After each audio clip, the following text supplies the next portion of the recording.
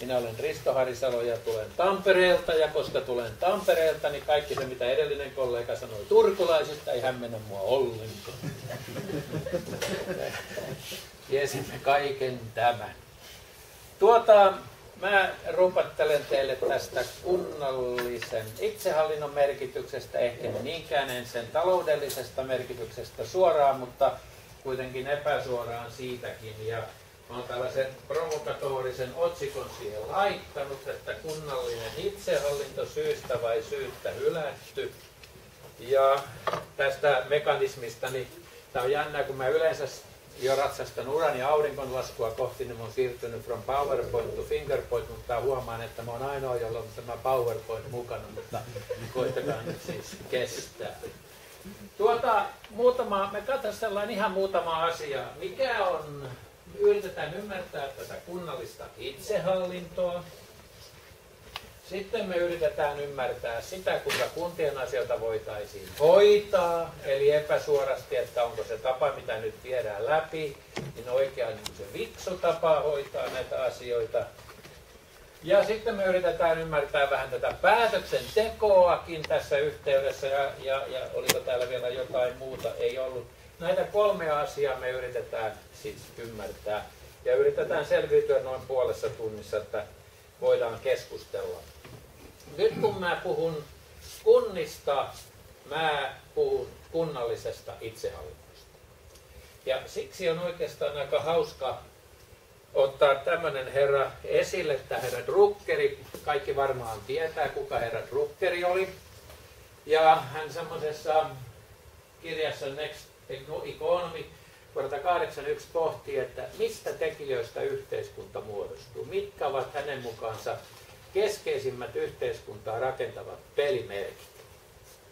Ja sen voidaan kuvata hänen pelimerkkinsä kolmiolla, ja tänne kolmion yläkertaan tulee sitten tämmöinen asia kuin tiede, jota Drucker sanoi, että sen pitäisi olla itsenäinen ja spontaani ja jatkuvasti kehittyvä älyllinen toiminta, ja siinä ei välttämättä ole kivaa sitten, mitä tässä Urmas sanoi, niin semmoista poliittista ohjailua olla, koska tämän hommelin tehtävänä on rakentaa omalla tavallaan asioista syy-seuraussuhteiden kuvaa ja tulkintoja, ja poliitikkojen tehtävänä on tietenkin tehdä sitä asiaa sitten joko siihen mukautuen tai luoda sitten toisenlaista kuvaa tästä todellisuudesta. Tiede on hänen mukaansa eka juttu tässä yhteiskuntaa luovassa tekijässä. Sitten toinen tekijä hänellä on tämä taloudellinen pluralismi, eli markkinatalous, joka mahdollistaa ihmisille oman edun tavoittelun. Ja tämä on maailman yksinkertaisin asia, kun ajattelee, mitkä ovat tämän oman edun tavoittelun, eli markkinatalouden vaihtoehdot. Nehän ovat oma voima, oma työ. No kaikki, joka tuumaa, että pitäisi niin kuin oman työn kavulla hankkia kenkät ja vaatteet ja ruuat, niin huomaa, että ei se kovin hyvä juttu ole. Toinen vaihtoehto on vapaaehtoisuus. Eli odotellaan kauniisti, että joku tulisi kaveriksi ja auttaisi mua tekemään näitä asioita. Kolmas vaihtoehto on suostuttelu, eli demokratia. Eli viedään aina valtuustoon. Nyt Matti Möttönen tarvitsee kenkäntekijää. Kuka suostuu tekemään Matti Möttöselle kenkät? Ja sitten katsotaan, suostuuko valtio tähän. Sitten on tämä pakkovalta, joka tarkoittaa, että kellä on niin kuin iso nyrkki, niin se sitten sanoo toiselle, että noudattelette mua. Eli kun te mietitte markkinatalouden vaihtoehtoja oman edun mahdollistavana instituutiona, niin kaikki ovat surkeampia kuin se markkinatalous, jota me yleensä olemme tapana pitäneet haukkua ja moitottaa erityisen paljon.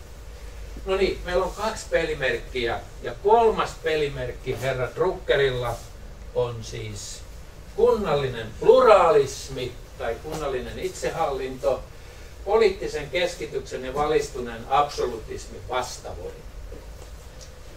Ja se on jännää, että herra Druckeri ei puhu tässä yhteydessä valtiosta. Hänelle se valtio on vähän siinä, kun tässä Penttilä kiinnitti huomioon, että semmoisessa toissijaisessa roolissa. Se, mikä on ihmisille tärkeää, tapahtuu Druckerin mukaan tieteessä, markkinoilla ja kunnallisessa itsehallinnossa. No tämä on yksi tapa, mutta jos me tästä sitten jatkamme ja otetaan tämä kunnallisen itsehallinnon selviöt niin kuin esille, niin mä otan tämän kaikkein keskeisimmän tähän kaikkein ensimmäiseksi, jossa sanotaan, että tämä kuntien mehän pidämme kuntia ongelmana. Kunnat on pieniä kuntia, epätarkoituksenmukaisia kuntia, kaukana olevia kuntia, köyhiä kuntia. Ja sitten me sanotaan, että näille pitäisi niin kuin tehdä jotain. Mutta jos me katsotaan syy- ja seuraussuhteena tätä asiaa, niin kunnat ovat köyhiä ja onnettomia sen takia, että valtiolla on jatkuvasti piikki auki määrätä kunnille uusia ja lisättyjä tehtäviä. Siis uusia ja lisättyjä palvelutehtäviä, uusia ja lisättyjä sääntelytehtäviä, uusia ja lisättyjä tulonjakotehtäviä. Ja tämäkin hallitus tekee tätä parasta aikaa. No nyt, jos me korjaamme niin kuin Tanska teki, me paketoimme kuntia yhteen uskossa, että asiat paranevat ja samanaikaisesti pidetään valtion piikki auki, niin mikään kuntakoko ei aikaa myöten ole riittävä vastaamaan valtiolta tuleviin haasteisiin. Me pidämme Tanskan mallia erityisen suuressa arvossa. Siellä on tehty dramaattisin kuntauudistus. Ja ne viimeisimmät kokemukset, mitä sieltä tulee, on se, että Tanskankin uusi kuntakoko alkaa käymään liian pieneksi. Eli oikeastaan kun kohkataan näiden kuntien pienuudesta ja surkeudesta ja heikkoudesta, meidän pitäisi kohkata siitä, että piikki on valtion auki. Ja että kun me korjaamme asiaa kuntien kannalta, niin se on melkein sama kuin me antaisimme arsenikkia näyttineelle lääkkeeksi lisää arsenikkia. Risto, mun pitää lähteä kohta. Saanko kysyä yhden kysymystä? Jos sanot, että valtiolla on piikki auki, mutta samaan aikaan myöskin kunnillahan on piikki auki, koska ne saa halvalla rahaa. Niin ne saa samalla ehdoilla rahaa, oli ne hyvin hoidettuja tai huonosti hoidettuja. Onko tämä sellainen asia, johon sä puuttuisit vai onko muut asiat tärkeimpiä? No tietenkin siihenkin pitää puuttua, mutta eikä me voida itsehallintoyhdyskunnalta ottaa oikeutta lainaa, jos se sen tarvitsee.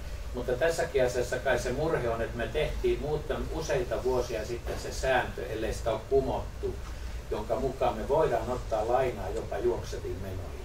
Plus sitten kunnallisrahoituksen kautta niin huonokuntoinen kunta saa saman hintaista rahaa kuin hyväkuntoinen hinta, eikö niin? Joo, mutta se johtuu tästä valtionosuusjärjestelmän niin kuin pitkäkestoisesta jälkeenjääneisyydestä. Ne säännöt tulevat sieltä. Mutta tätä erityisesti en kyllä tässä. Mä yritän saada vain tämän ymmärryksen tähän kunnalliseen itsehallintoon ja siihen, mitä roolia se oikeastaan näyttelee. Ja yrittää ymmärtää tätä, kuinka helposti me käsitellään itsehallintoa manipuloitavana muuttujana, ikään kuin se olisi yksi muuttuja laskentayhtälössä. Vaikka itsehallinnossa on jotain kysymys ehkä jostain muusta kuin manipuloitavasta muuttujasta, jota keskushallinto voi mielensä mukaan paketoida.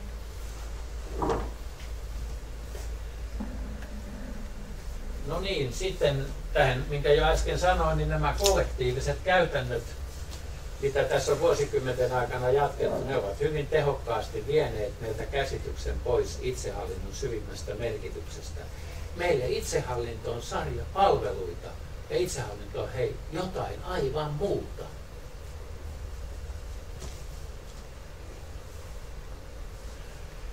Sitten tämä on se asia, mikä minua kauheasti kiinnostaa, kun me yritämme niin mielellään tätä kuntakenttää kehittää. Niin sanokaapa mulle, mistä löytyy sellainen ihminen tai ryhmä ihmisiä, jolla olisi riittävästi viisautta luoda rationaalisuuden kriteerin täyttävä kunnallishallintomalli?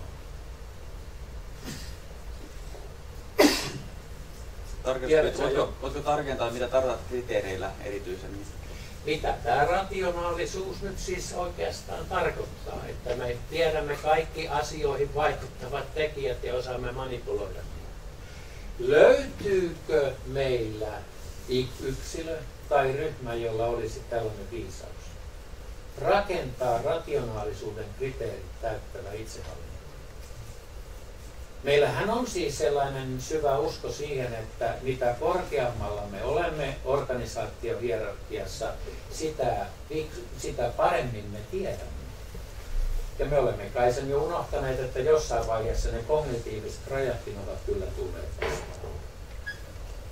Uskoisin, että sellaista ihmistä tämä ryhmä ei ole, joka pystyisi sanomaan, tämä on paras mahdollinen kunnallishallinto suomalaisille.